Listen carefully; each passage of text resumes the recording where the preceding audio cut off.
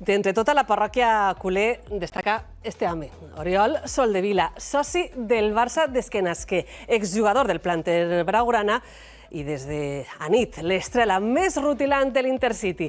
El migcampista català va ser el pitjor malson per a l'equip de Xavi en signar tot sol 3 gols que forçaren la pròrroga. L'endemà de la gesta, Solde ens contava este matí com està vivint este somni. Oriol Soldevila este matí no es creia el que havia passat, fer un hat-trick contra el seu admirat Barça. Estic ara mateix a una bombolla encara, és com un somni, un partit somiat. Molt content també de com es va donar tot. És un migcampista ofensiu i en Lliga només porta un gol. El primer que va marcar a nit va ser clau per a creure que podia fer més.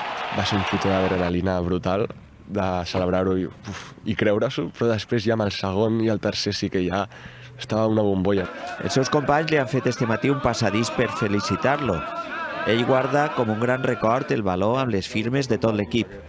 Algunes bromes que altres i algunes mostres de carinyo i res, això ja es queda per casa, ja per guardar-m'ho. De tota la nit màgica, el Rico Pérez es queda en un instant. Tercer gol, quan em tiro al terra, que estic com somiant allà, que em tiro al terra i sento tota la gent, jo em quedaria amb això, sí. Als seus 21 anys no vol pensar en possibles ofertes de clubs de categoria superior. El partit de nit contra el Barça no l'oblidarà mai. He fet dels millors moments de la meva vida. O sigui, els 3 gols els posaria en el top 5 dels millors moments de la meva vida.